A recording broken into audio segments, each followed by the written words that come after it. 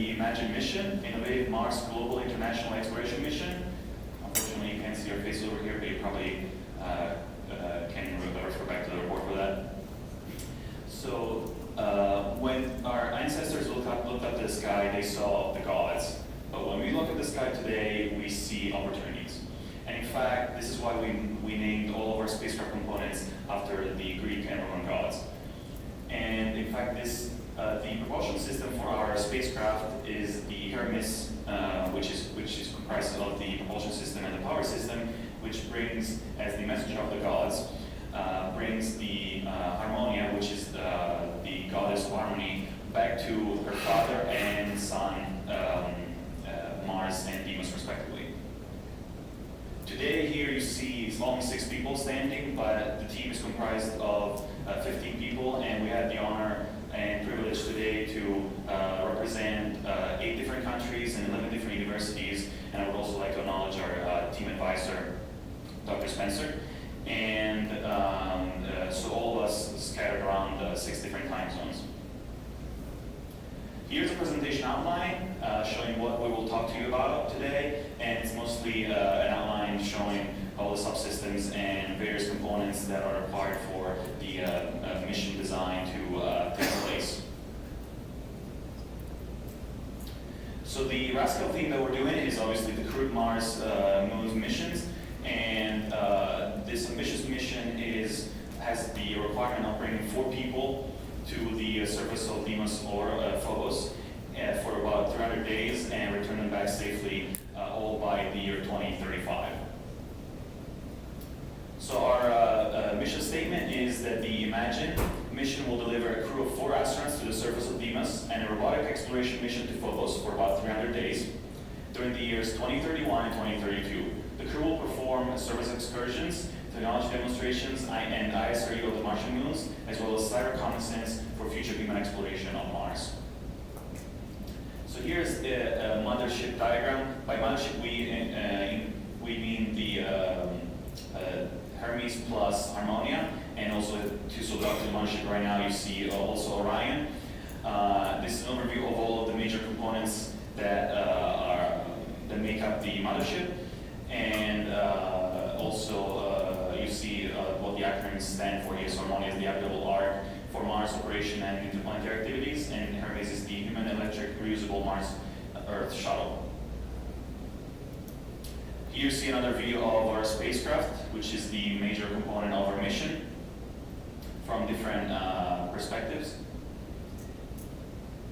And now I'd like to walk you through the mission architecture or concepts of operation for our mission. As you can see, we have multiple launches, but you can summarize everything into 3 main phases. There's the precursor robotic missions, which are comprised by these 2 launches in the very beginning. Then we have the test mission, which takes place right afterwards, and the actual mission, which brings the actual crew all the way to Deimos. Now, the reason for having a test mission, which is highlighted by the dotted lines, is in order to test all the systems together before the crew actually leaves for Deimos, and also lower the risk of the main crew during the main mission. So the first 2 launches deploy the Mars surface payload deployment onto the Martian surface, and that comprises of all the equipment that is deployed onto the Martian surface. While the second launch is arriving at the Deimos and Phobos environment, deploy a Phobos scientific payload as well as a resupply mission. As you can see, there's multiple resupplies that need to take place, but I would like to emphasize that all these supplies are consumables only, because the main spacecraft is launched using one SLS Block 1B in March 2029, and it comprises of all the fuel that is necessary for completing the test mission as well as the actual main mission. The crew will then rendezvous with the test crew will rendezvous with the main spacecraft on the way to H2, which is the halo orbit in EML, the Earth Moon Lagrange point 2.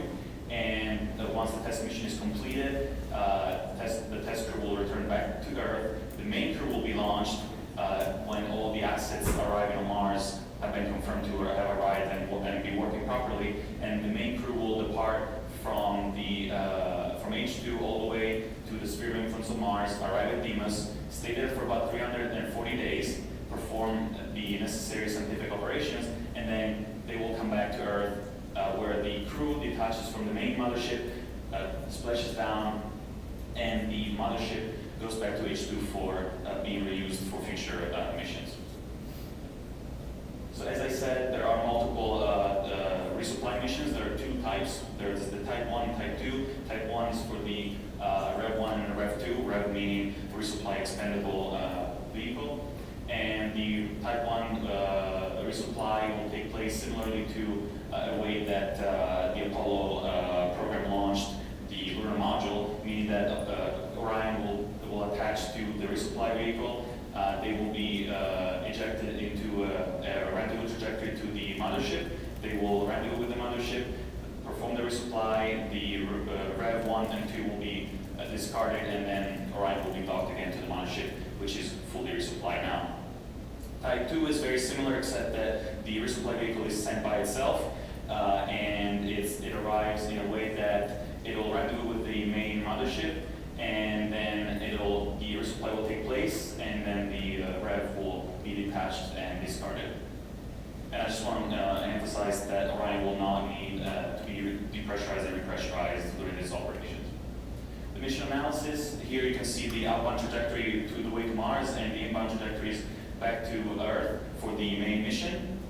The mission analysis was performed using a direct optimization method and multiple shooting algorithm to solve the nonlinear problem using low thrust trajectories. And this allows us to arrive at our destinations with technically a V-infinity of nearly 0. Now I would like to pass it over to Zoran, who will be talking about propulsion. Thank you, David. And to actually fly those trajectories, we need a propulsion system. And to find the most appropriate propulsion technology, we did a trade-off, and the result was that there are two criteria which are working against each other. One is the time of flight, which is most important for the crew, and the other one is the initial mass in LEO, which is most important for the feasibility of bringing all the cargo up into low Earth orbit. Well, and as you know, and as you can see in the graph, chemical propulsion is best to reduce the time of flight on the cost of the initial mass in LEO, and the electrical propulsion is best for keeping the initial mass of LEO quite low, but on the cost of the time of flight. And on this point, we came to the idea, why not using both technologies and use the technology for those mission parts where it fits the most.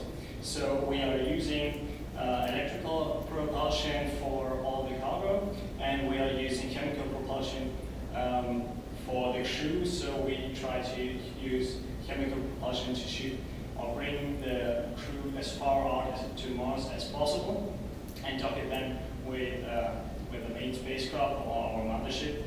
And since the current launches are just able to bring the crew capsule to H2, this offers the perfect place to perform this docking. And to bring that all down, this hybrid concept, we brought that all down in this chart with the total delta V versus the mission time. And here you can see the journey of our mothership with the electrical propulsion depicted in blue, and the chemical propulsion, which is used for the crewed capsule, depicted in red. And as you can see, the chemical propulsion can perform the same amount of delta V in much less time, so we are able to squeeze the mission time for the crew by almost or more than 1 year. So in the end, we have the benefit that we can reduce the time of flight for the crew, and simultaneously keep the initial mass of our spacecraft as low as possible, and in the range of a single SLS launch, which is quite outstanding for a crewed interplanetary spacecraft. In detail, we use Lasimir engine due to its quite high ISP and relatively high thrust for electric engine. But those requires quite powerful electric power system. In our case, it has to provide 800 kilowatts of electric power. And to find the most appropriate power system, we also did another trade-off, and the result was that we should use a nuclear technology. We decided to take SAFE 400, or more especially 4 SAFE 400 nuclear reactors due to their relatively high TRL, which is above 4 due to the prototypes which are already tested in the lab, and due to its relatively high safety. Now I would like to walk you through the systems engineering. We did a quite conservative approach so that we are still quite realistic unless we have quite innovative concepts. So we brought down all the ground rules to trade-off matrices to have base decisions what we are choosing. Moreover, we included 5 to 20% margins on all components and a 20% system-wide margin on the overall budget. Moreover, we try to implement all the development of our critical technologies into existing programs so that we can use synergies and save costs and make it more reliable, so that all technologies, all critical technologies, are tested in relevant environments, or at least once in space when our mission will begin. Now I will hand over to Nat. Okay, thank you, Søren.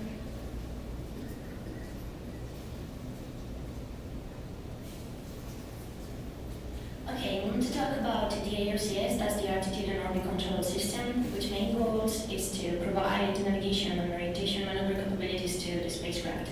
Well, the key features are that our mothership is going to be 3-axis stabilized. We're going to include a failure detection, installation, and recovery system. Different control modes have been defined in order to, depending on the different phases of the mission and pointing requirements. And different algorithms have been selected for navigation. For instance, the autonomous navigation system that, thanks to some instruments like LiDAR and some navigation cameras, will be able to perform autonomous maneuvers. Some different attitude determination sensors have been selected. These are star trackers, inertial measurement units, and sensors that will be using cold and hot redundancy. And other attitude control actuators have been selected, like control monitors and thrusters. Okay, with a little more detail regarding the reaction control system, and taking into account that we would like sustainable mission, it's one of the main goals of our mission, we have selected green oxygen methane thrusters. So they are going to be 32 thrusters with an ISP of 317 seconds and a thrust of 445 newtons.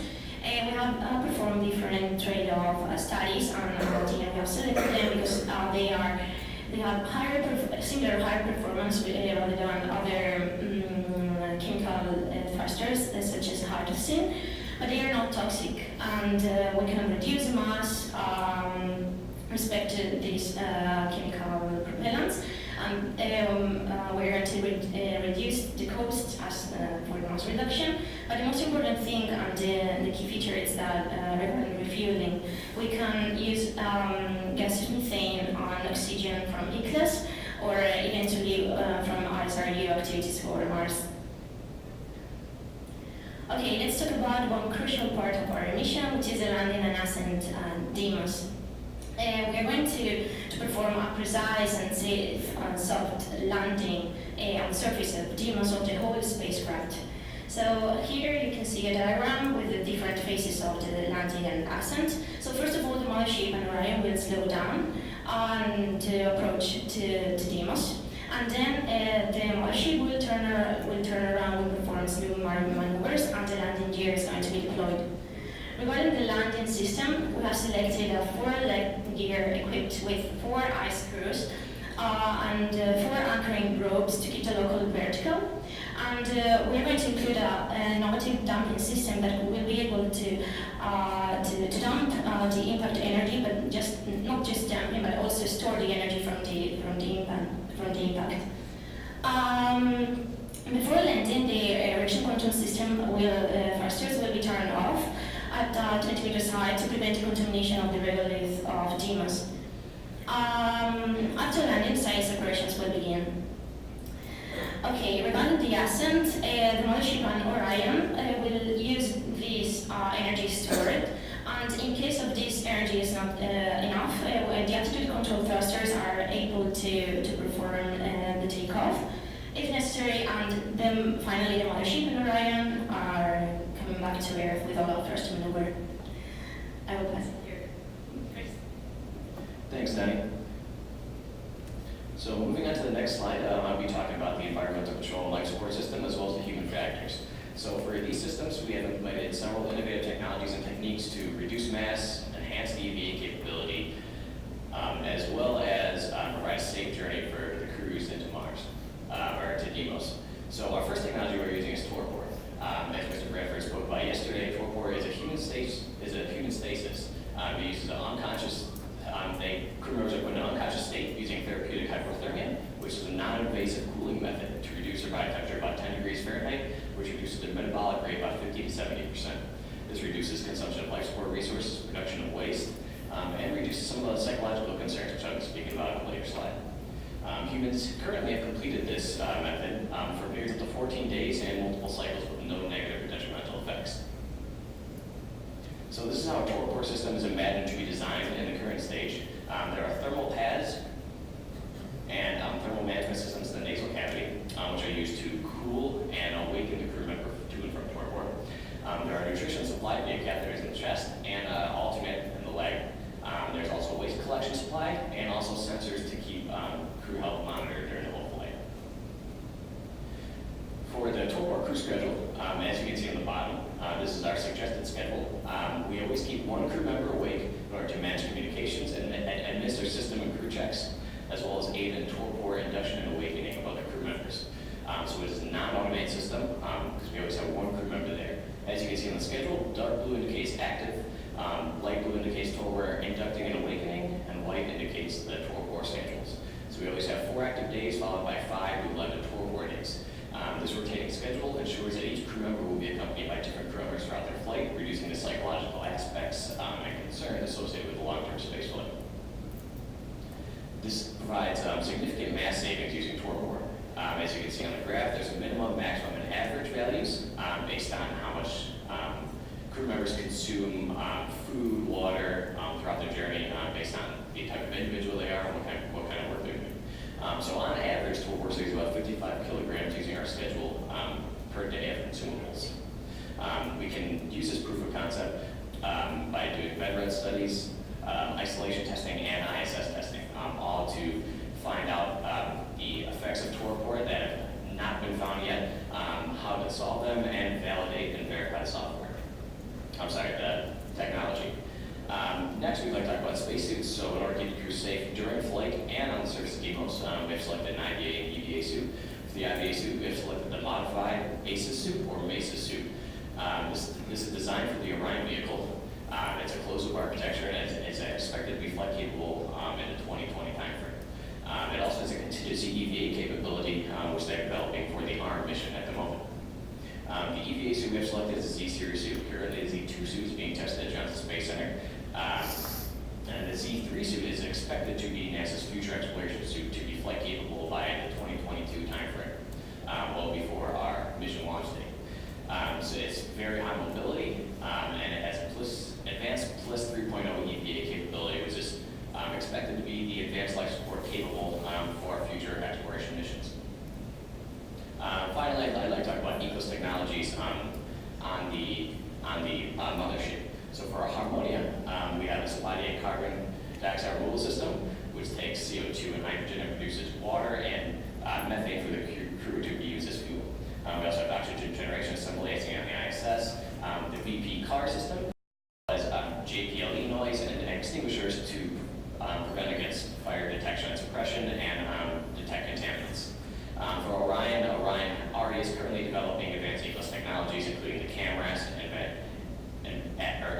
revitalization system, and active thermal control and trace contaminant system. Now I'll pass it off to Ms. to talk about communications. Thank you, Chris. Concerning communications, we approached a conservative scheme because we ought to fit all the mission requirements. As you can see, we use redundant systems like parabol high gain antennas and omnidirectional antennas, and relay with the X-band on the deep space network as well as the S-track. And we use UHF systems to teleoperate and relay connections with our equipment around the moon. And in worst case, we are still able to sustain minimum communication and tracking. And further enhancements would be by time our mission is starting, that K-band and optical communications may be implemented as well. Thank you. And now I pass it back to Nani. Okay, thank you very much, Mitch. Okay, let's talk about the science and robotics part of our mission. Well, the primary objective of our mission is to enable the future crew missions to the surface of Mars and its moons.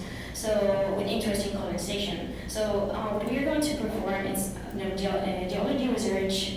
We would like to study. We want to study. Sorry. We're going to study surface conditions, and we are going to perform ISRU activities. So the science is divided in three main segments. The science performed on Phobos with the moon hoppers, and on Deimos by astronauts that will enable the geology research, and on the Mars surface with ISRU activities and 54 manned stations that we will explain later. Here in this chart, you can see the overall mass budget of the science part, which is 9,041 kilograms. Okay, so let's talk about the science that is going to be performed on the surface of Mars. All the equipment will be dropped by a Skytrain system, and there will be a GPL upgrade robot that will move the ISRU equipment around the landing site and will be used to explore the surroundings. It's going to be teleoperated from Deimos.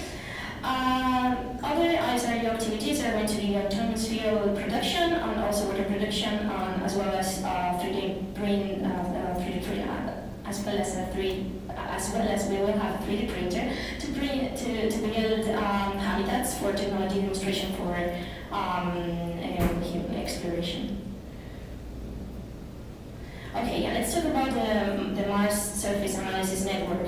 These are 54 science stations that will be landed across 3 different latitudes of likely human settlements. They are going to be landed in 30 degrees north, in this frame, from 30 degrees north to 0, and they were going to characterize the weather, the soil properties, and the radiation environment.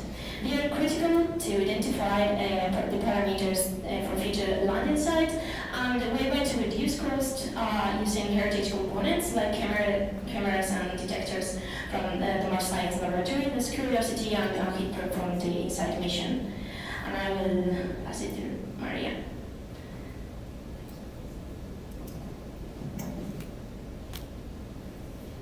So here you can see the artificial view of our manned stations on Mars surface. And I want to talk to you how we're going to power our manned stations and the assets we are bringing to the surface of Mars. We are going to deploy 3 space solar power stations into the Mars orbit. They are stored compactly and can inflate once in orbit to an area of 3,600 square meters. And they're using optical systems here that can concentrate the solar energy on photovoltaic panels and beam it down to the surface of Mars with microwaves using a phase area antenna. They can then produce up to 125 kilowatts to the surface of Mars and can therefore also give the energy requirements for future missions. Then we are going to focus with our moon hoppers with a small moon propulsion system. We are going to deploy them, and they will have legs that can preserve the impact energy once we deploy on the surface. And we can use this energy then to hop to another location once we have collected enough data on the specific spot to explore more of the surface of Phobos. And we want to make scientific data compared to the seismic activities present in Phobos, also temperatures. And we want to take pictures of the surface to have more going to answer the question why we want to have a concept of human and robots. Our main goal is that we want to show that the colonization is possible, that we can bring humans into the surface of Mars, and therefore the data that we are going to produce with our astronaut crew on Deimos is going to be used then for the colonization of Mars. And we are going to prepare the colonization of Mars using our robots and our manned stations. So we can then collect enough data that can be used for further missions. And we use also the humans, the ability of them to improvise and to pre-process data directly inside of Mars surface to explore much more of the surface of Mars and its moons than we can ever be able to do from Earth. So that we can use both the robots also for dangerous environments, and that we can then also use our astronauts to see if there's an interesting object that they can explore this more. I'm going to pass over to Mitch. Thank you, Maria. Our costs, for the costs, we adjusted the budget by 2% inflation and came up with a total mission cost of around $32 billion. And that means we only use like 30% of the overall budget available, which is great because therefore we can still fund our programs and also have money left for investment. Here you can see the annual budget, and in the green line you see the available budget, the red line is our required budget, and the blue surface area is the cumulative cost of the whole mission. And as you can see, we're always within the available budget, and as I mentioned before, that leaves enough space for further investment. Here you can see a breakdown of our technologies we still have to develop. And there you see the technology, the cost, and the source, how we estimate the cost. Mainly we relied on AMCM and other reliable sources. And as I mentioned before, that we are really good with our budget. If necessary, we still can invest more. And now I pass it to David to conclude. Thank you, Mitch. So in conclusion, I would like to say that this mission is a sustainable and evolvable mission because not only does it permit humans to finally arrive beyond Earth orbit and explore the Martian system, but it also, through the use of our mothership, we can perform these kinds of missions multiple times. We can also evolve the mission into a Mars descent and exploration mission with people on board. Here in this slide you see the innovative technologies that are used for this mission, and I would like to point out the fact that especially the hybrid propulsion and trajectory optimization combined with the trajectory optimization technique that we use allows us to bring a relatively small spacecraft in terms of mass and allows us to perform this sustainable mission and future missions relatively easily.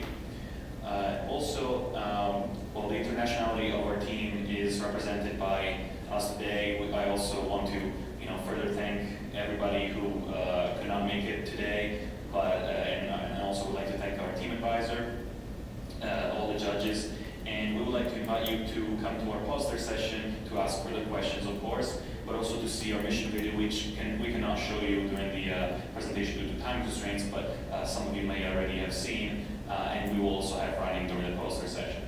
Also, we, if you come to the poster session, we'll also be able to give you the possibility to sign up to our Facebook page or our Twitter account if you'd like to. And with that, I just bring it to the end and would like to thank everybody, all my teammates, amazing collaboration that we had throughout this past 10 months. As I said, 6 different time zones was not very easy to organize everything, but I'm glad I was able to work with all my friends and was able to bring this to the mission design that you saw today and you witnessed. So with that, I would like to conclude our presentation, and if there are any questions, please feel free to ask.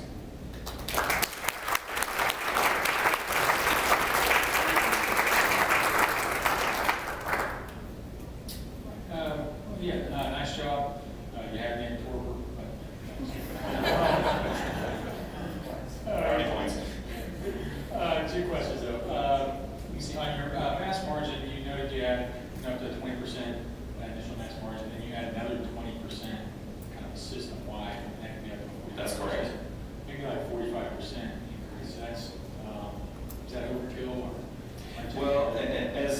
Sir incorrectly mentioned, we want to be very conservative because most of these technologies have not been developed, and even if they have relatively high TRL, their mass is likely to be increased.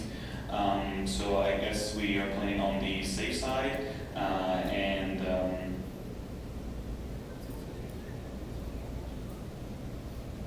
It's also due to the guidelines of the Human Spaceflight and Mission Analysis book, so it's kind of a standard from this book, so we oriented. And then another question was on the manned network. You see, so you got 50 plus of these things. What's your strategy for deployment, and how are they doing? What are their interest? What's the interest system look like, and just coordination for those? Yes. okay, so regarding the manned stations, we are deploying them using one of the pre-deployment robotic launches, and they're deployed in the various locations that you see over here. Now, the mass that all the system is composed of actually includes all the heat shield and all the necessary systems to actually deploy these stations.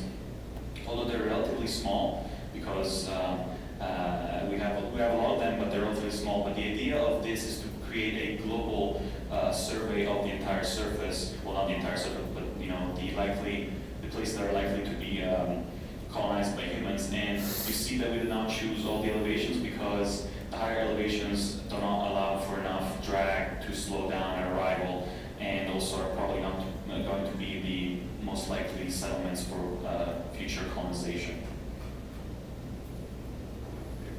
Nice presentation. Was really enjoyable. Let's go to your space solar power solution. Sure. So this is in work by Northrop Grumman and JPL, but I'm concerned with how it collects sun and transmits energy during the entire day. So when the sun is at 12 o'clock, 3 o'clock, 6 o'clock, 9 o'clock, because it's a flat plane.